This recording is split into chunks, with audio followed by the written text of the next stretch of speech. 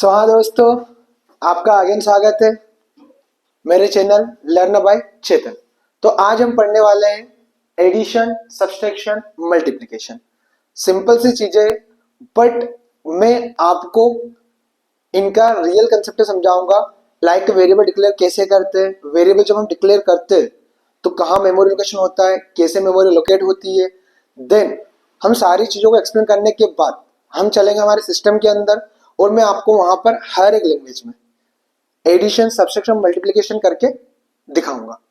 वहां पर हम सबसे पहले सी में करेंगे, देन पाइथन में करेंगे, देन जावा में करेंगे, देन जावास्क्रिप्ट में। तो आपको चारों लैंग्वेज में इस क्वेश्चन को सोल्व करके बताऊंगा। और इसकी एल्गोरिथम, इसका कंसेप्ट हम कहाँ समझेंगे, व्हाइट बोर्ड पे। और फिर मैं हर एक लैंग्वेज में उसको क्या करके बताऊंगा, इम्प्लीमेंट करके बताऊंगा। तो हम बिना देर किए स्टार्ट करते हैं। सबसे पहले क्या कर रहे हैं, हम एडिशन कर रहे हैं। तो जब भी मुझे एडिशन करना हो तो आप सबको पता होगा दो नंबर को ऐड करना, लाइक 12 को प्लस 5 को, तो आंसर क्या आ गया मेरा 70। अब ये तो हमें पता है, लेकिन इसकी एक प्रोसेस होती है जब हम सिस्टम के अंदर दो नंबर्स को ऐड करते हैं। क्या प्रोसेस होती है, देखो पहले मुझे 12 को कहीं ना कहीं स्टोर करना पड़ेगा, फिर 5 को सिस्टम में कहीं ना कहीं स्टोर करना पड़ेगा। देन जब उसका आंसर आएगा 17, इसको भी क्या करना पड़ेगा, स्टोर करना पड़ेगा। और इस प्रोसेस को करने के लिए हमें किसकी आवश्यकता पड़ेगी, वेरिएबल्स की।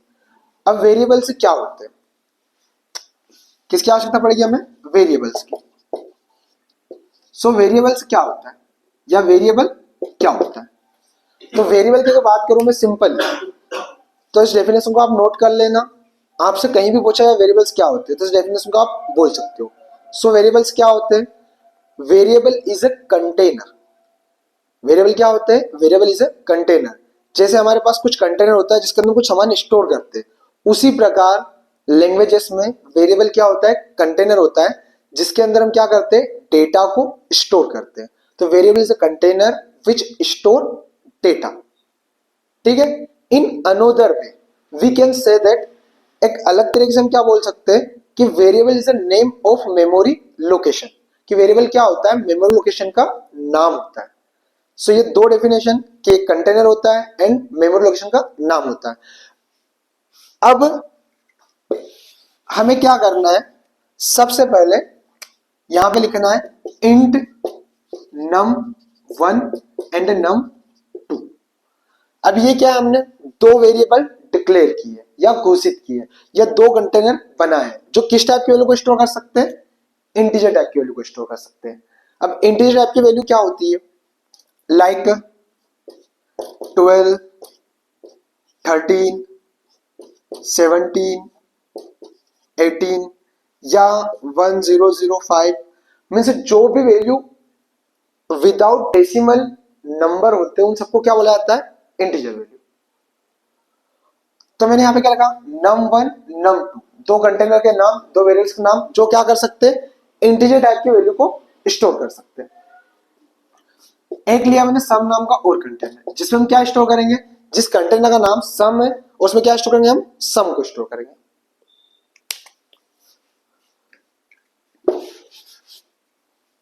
अब ये तो हमारी क्या होगी, फर्स्ट स्टेप कि हमने तीन कंटेनर लिए। और जब हम तीन कंटेनर लेते हैं तो मेमोरी के अंदर मुझे क्या मिलता है, मेमोरी के अंदर लाइक ये हमारी क्या हो गई, मेमोरी हो गई। यहां पे मुझे कंटेनर मिलेगा जिसका नाम क्या रहेगा, num1। एक कंटेनर मिलेगा जिसका नाम क्या रहेगा, num2। एक कंटेनर मिलेगा जिसका नाम क्या रहेगा, सम। अब सिंपली हम क्या करेंगे, तीन कंटेनर हमने बना लिए। अगली प्रोसेस क्या रहेगी, मैं num1 की वैल्यू रीड करूंगा और num2 की वैल्यू क्या करूंगा, रीड करूंगा। अब num1 num2 की वैल्यू मुझे किससे लेना है, यूजर से। मान लो num1 की वैल्यू यूजर ने क्या दे दी, 12 दे दी, num2 की वैल्यू क्या दे दी, 5 दे दी। तो जैसे यूजर num1 और num2 की वैल्यू हमें देगा, यहाँ पे क्या आ जाएगा 12, यहाँ पे आ जाएगा 5। थर्ड स्टेप क्या रहेगी, मैं सम के अंदर असाइन करूंगा किसे, num1 प्लस num2। सम के अंदर क्या आ जाएगा, 17 आ जाएगा। देन हम क्या करेंगे, प्रिंट करेंगे किसको, सम को।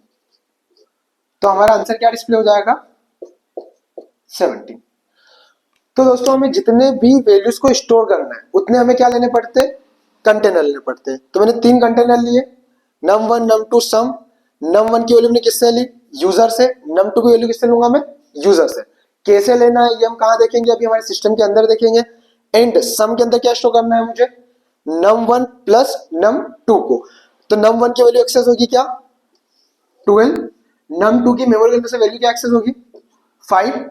ये दोनों सम होंगे और ये ऑपरेटर क्या करता है, ये वैल्यू को असाइन करता है किसको, राइट वैल्यू को लेफ्ट साइड में। तो सम में क्या असाइन हो जाएगा, सम में असाइन हो जाएगा 17। फिर हम प्रिंट क्या कर देंगे 17 को। तो अब यूजर से कैसे लेना है, उसको डिस्प्ले कैसे करना है, ये हम हर एक लैंग्वेज में देखने वाले हैं सिस्टम के अंदर जाके। सो गाइस अब हम चलते हैं हमारे सिस्टम के अंदर, लेट्स गो। तो हाँ दोस्तों, अब हम आ चुके हैं हमारे सिस्टम के अंदर और ये मैंने खोल के रखा है क्या, ऑनलाइन जीडीपी। देखो ये दोस्तों एक प्लेटफॉर्म है जिसके ऊपर हम हर एक लैंग्वेज की कोडिंग कर सकते हैं। आप चाहो तो यहाँ पर सी में कर सकते हो, चाहो तो पाइथन में कर सकते हो, चाहो तो जावा में कर सकते हो। यहाँ से लैंग्वेज सिलेक्ट का ऑप्शन आता है, सी में करना हो, पाइथन में करना हो, जावा में करना हो। तो हम सबसे पहले स्टार्ट करते हैं सी में।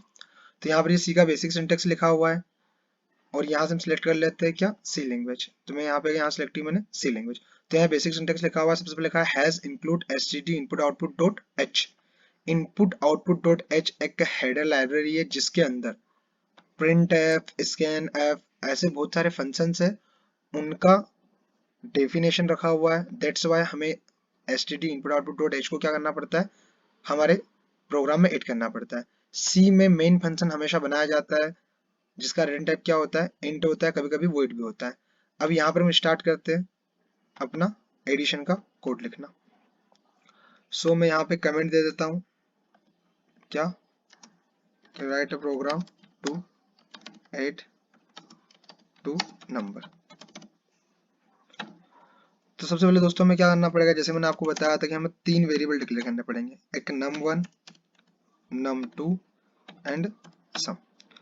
num1 पर हम num1 की वैल्यू स्टोर करेंगे, num2 पर हम num2 की नंबर 2 की वैल्यू स्टोर करेंगे और सम में हम क्या करेंगे, दोनों का एडिशन स्टोर करेंगे। तो सबसे पहले मैं प्रिंट एफ का यूज करके क्या करूंगा, कंसोल स्क्रीन पर या आउटपुट स्क्रीन पर एक मैसेज पास करूंगा क्या, इंटर फर्स्ट नंबर। देन फिर यूजर से इनपुट लेने के लिए सी लैंग्वेज में स्कैन एफ यूज किया जाता है जिसके अंदर हम डबल कोटेशन के अंदर फॉर्मेट स्पेसिफायर पास करते हैं। परसेंटाइल डी यूज किया जाता है इंटीजर वैल्यू के लिए और परसेंटाइल डी जो भी यूजर वैल्यू लेगा वो हम कहाँ स्टोर करेंगे, एड्रेस ऑफ num1 पर। आप जब भी स्कैनफ यूज करो साथ में आपको यहाँ पर एड्रेस ऑपरेटर यूज करना है वेरिएबल के नाम के साथ। इसी प्रकार हम क्या लिखेंगे, प्रिंट एफ और सेकंड मैसेज पास करेंगे और हम बोलेंगे इंटर सेकंड नंबर। और सेकंड नंबर को यूजर लेने के लिए अगेन हम यूज करेंगे स्कैनफ फंक्शन और again format specifier D. And अब हम वैल्यू को स्टोर करेंगे एड्रेस ऑफ num2 पर। तो दोस्तों हम इनपुट ले चुके हैं, अब मुझे दोनों वैल्यूज को ऐड करना है। तो लिखूंगा मैं सम num1 plus num2 means num1 num2 में 8 हो और आंसर कहाँ स्टोर हो जाए, सम में। देन सिंपली हम क्या करेंगे, प्रिंट एफ करके डिस्प्ले करेंगे। क्या डिस्प्ले करेंगे हम कि सम ऑफ num1 यानी यहाँ पे क्या लिखेंगे percentile D and percentile D is equal to percentile D. और पहले परसेंटाइल डी num1 की वैल्यू प्रिंट करवाना चाहते हैं हम, दूसरे की जगह num2 की एंड सम की। तो ये हम लिख चुके हैं हमारा पहला प्रोग्राम इन सी लैंग्वेज। सो तालियां हो जाए और हम इसको करते हैं रन। जैसे हमने रन किया इसने बोला इंटर फर्स्ट नंबर, मैंने दिया 12, enter second number 4 and sum of 12 and 4 equal to 16। So दोस्तों ये था हमारा पहला प्रोग्राम सी लैंग्वेज में। अब आप इसको चेंज कर सकते हो, अगर आपको माइनस करना हो, सब्सट्रैक्शन करना हो तो यहाँ पर आप क्या लगा देना, माइनस लगा देना। इनटू करना हो तो यहाँ पर इनटू का साइन लगा देना। डिवीजन करना हो यहाँ पे क्या लगा देना, डिवीजन का साइन। तो मैं इतना आशा करता हूँ, इतना मैं आपको इंटेलिजेंट समझता हूँ कि आप इतनी चीजें तो कर ही लोगे। और इसको हम कर लेते हैं सेव। और दोस्तों इसकी लिंक आपको डिस्क्रिप्शन में मिल जाएगी, जहाँ से इस कोड को आप देख पाओगे और इसके नोट्स बना पाओगे। So this is addition PRGM यानी प्रोग्राम। तो इसको करते हैं दोस्तों सेव, और अब हम कोडिंग करेंगे किसमें, पाइथन में। तो सिंपली हम गए कहाँ पर, क्रिएट न्यू प्रोजेक्ट, एंड यहाँ से हमने सिलेक्ट किया पाइथन, एंड पाइथन सेलेक्ट करने के बाद अब हम करने वाले कोडिंग किसमें, पाइथन में। तो हमें प्रोग्राम लिखना है क्या, write program to add two number. So Python में अगर दो नंबर्स को ऐड करना है मुझे, तो सबसे पहले क्या लूंगा, num1, और num1 की वैल्यू किससे लेना है, यूजर से। तो पाइथन में अगर किसी भी वेरिएबल की वैल्यू यूजर से लेना हो तो वहां पर यूज किया जाता है इनपुट फंक्शन। सो इनपुट, और इनपुट फंक्शन के अंदर इनपुट लेते टाइम अगर कुछ मैसेज डिस्प्ले करवाना हो रिगार्डिंग टू इनपुट, तो हम यहाँ पे बोल सकते हैं, यहाँ पे पास कर सकते हैं, लाइक इंटर फर्स्ट नंबर। पर दोस्तों जब पाइथन में इनपुट लिया जाता है तो बाय डिफॉल्ट इनपुट क्या होता है, एक स्ट्रिंग होती है, एक स्ट्रिंग होती है। तो यहाँ पर हमें क्या करनी पड़ेगी, टाइप कास्टिंग करनी पड़ेगी, और टाइप कास्टिंग करने के लिए क्या करना पड़ेगा, हमें इसके आगे लिखना पड़ेगा इंट। तो हम यहाँ पर लिखेंगे क्या, इंट, और हम उसको किस में कन्वर्ट करेंगे, इंटीजर वैल्यू में। अब इंटीजर में कन्वर्ट करने के बाद अगेन मुझे दूसरा इनपुट लेना है, किसके लिए, num2 के लिए। तो मैं यहाँ पे क्या लिखूंगा, मैं लिखूंगा num2 int input inter second number. तो हम इस प्रकार यूजर से दो नंबर ले चुके हैं। अब नंबर लेने के बाद उनको सम करना है, तो मैंने sum1 नाम से एक वेरिएबल लिया, और यहाँ पर मैंने क्या किया, num1 प्लस num2। अब num1 प्लस num2 करने के बाद इनका जो आंसर आएगा वो कहाँ स्टोर होगा, sum1 में स्टोर होगा। देन हमें सिंपली डिस्प्ले करवाना है sum1 को। तो sum1 को डिस्प्ले कैसे करवाएंगे हम, प्रिंट, और प्रिंट के अंदर क्या लिखेंगे हम, sum of num1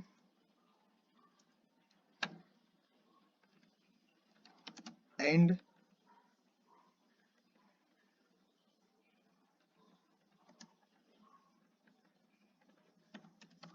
num2 is equal to sum1। दोस्तों ये हमारा प्रोग्राम तैयार हो चुका है पाइथन में दो नंबर्स को ऐड करने के लिए। मैं रन करूंगा तो यहाँ बोलेगा इंटर फर्स्ट नंबर, मैंने दिया 12, enter second number 45। So sum of 12 and 45 equal to 57। तो दोस्तों ये हमने पाइथन में हमारा प्रोग्राम कंप्लीट किया है। यहाँ भी आपको प्लस की जगह माइनस कर दोगे तो आप क्या कर सकते हो, सब्सट्रैक्शन कर सकते हो, इनटू कर दोगे डिवीजन कर सकते हो, और डिवाइड कर दोगे तो डिवीजन कर सकते हो।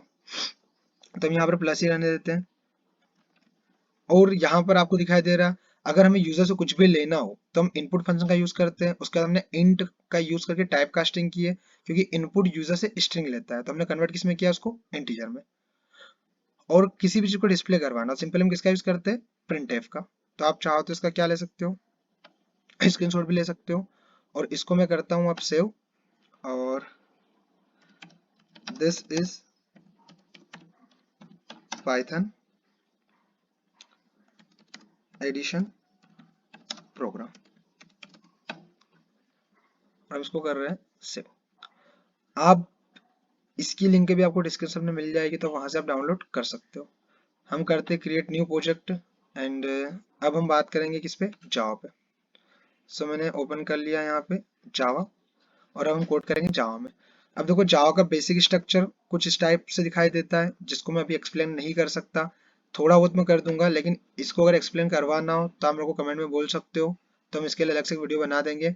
यहाँ पर क्लास यूज की गई है जिसका नाम मेन है, अंदर एक public static void main method है, क्योंकि जावा में सबसे पहले ऑटोमेटिक कॉल कौन होती है, मेन मेथड, और इसी मेन मेथड के अंदर हम अपना क्या लिखेंगे, कोड लिखेंगे हमेशा। तो सबसे पहले हम क्या करेंगे, यहाँ पर int num1 num2 and some नाम से क्या बनाएंगे, वेरिएबल डिक्लेयर करेंगे।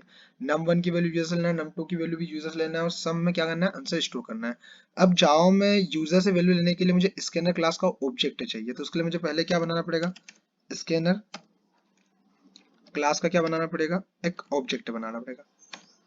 तो ऑब्जेक्ट बनाने के लिए हम क्या लिखते हैं, न्यू एंड क्लास का नाम एंड हम यहाँ पे पास करेंगे सिस्टम डॉट इन, बिकॉज हमें कीबोर्ड से क्या लेना है, इनपुट लेना है। तो यहाँ पे क्या लिखते हैं हम, सिस्टम डॉट इन। अब हम यहाँ पर लिखेंगे क्या, system dot out dot print, एक मैसेज पास करेंगे क्या, enter first number. And user से नंबर लेने के लिए हम क्या करेंगे, यहाँ पे लिखा जाएगा कि num1 में वैल्यू आसान हो जाए और हम स्कैनर क्लास का ऑब्जेक्ट यूज किया हमने एससी डॉट, उस पर एक नेक्स्ट इंट नाम की मेथड होती है जिसको हमें कॉल करना पड़ता है और हम यूजर से इनपुट ले सकते हैं।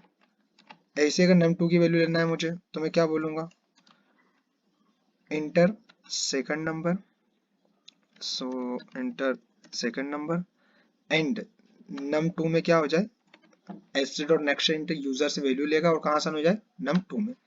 देन थर्ड लाइन क्या रहेगी, sum is equal to simply num1 plus num2 and हम क्या कर देंगे, यहाँ पर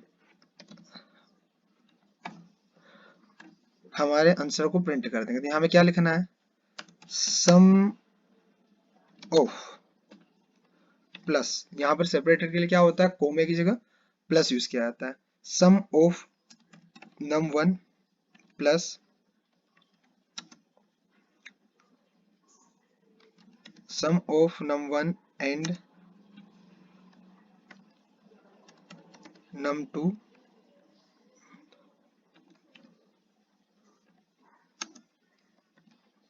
यहाँ पे लिखे हम इज इक्वल टू और देन हम प्रिंट कर देंगे यहाँ पर सम को।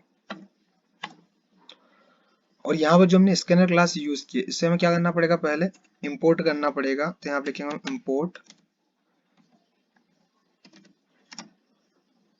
जावा डॉट यूटिल डॉट स्कैनर, क्योंकि जो हमारी स्कैनर क्लास है वो कहाँ रखी रहती है, जावा डॉट यूटिल पैकेज के अंदर। तो जावा डॉट यूटिल पैकेज को हम क्या करेंगे, इंपोर्ट करेंगे प्रोग्राम में और जावा में हम 3 वेरिएबल डिक्लेयर करेंगे, num1 num2 सम। ये हमने बनाया क्या, स्कैनर क्लास का ऑब्जेक्ट, को जावा में यूजर कुछ भी इनपुट या आउटपुट इनपुट लेना है तो उसके लिए हमें क्या करना पड़ता है, स्कैनर क्लास का ऑब्जेक्ट बनाना पड़ता है। और फिर इनपुट लेने के लिए हमें स्कैनर क्लास के ऑब्जेक्ट पे नेक्स्ट इंट को कॉल करना पड़ता है इंटीजर वैल्यू के लिए। और यहाँ पर system dot out dot print क्या कर रहा है, आउटपुट को डिस्प्ले करवा रहा है कहाँ पर, डिस्प्ले स्क्रीन पर। और इनपुट लेने के लिए हमने क्या यूज किया है, simply sc object of scanner class dot next int for integer value, num1 की वैल्यू, num2 की value and sum is equal to num1 plus num2 and display. इसको रन करते हैं हम और यहाँ पर हमारा आउटपुट आ चुका है, इंटर फर्स्ट नंबर मैंने दिया 12, इंटर सेकेंड नंबर 4 और हमारा आंसर आएगा 16। सो दोस्तों ये मैंने आपको सिखाया है सी में प्रोग्राम कैसे बनाते हैं, जावा में कैसे बनाते हैं, पाइथन में कैसे बनाते हैं। और जावा स्क्रिप्ट भी बहुत सिंपल है, आप उसमें बना ही सकते हो क्योंकि हमने 3 लैंग्वेज बना के देखा है। जावा स्क्रिप्ट में कुछ नहीं करना है, आपको सी जैसे सिंटेक्स ही यूज करना है। सो दोस्तों मैं आशा करता हूँ कि आपको ये वीडियो अच्छे से समझ में आया होगा। सो वीडियो देखने के लिए बहुत बहुत धन्यवाद और नेक्स्ट वीडियो के लिए मिलते हैं हम नेक्स्ट वीडियो में। Thank you.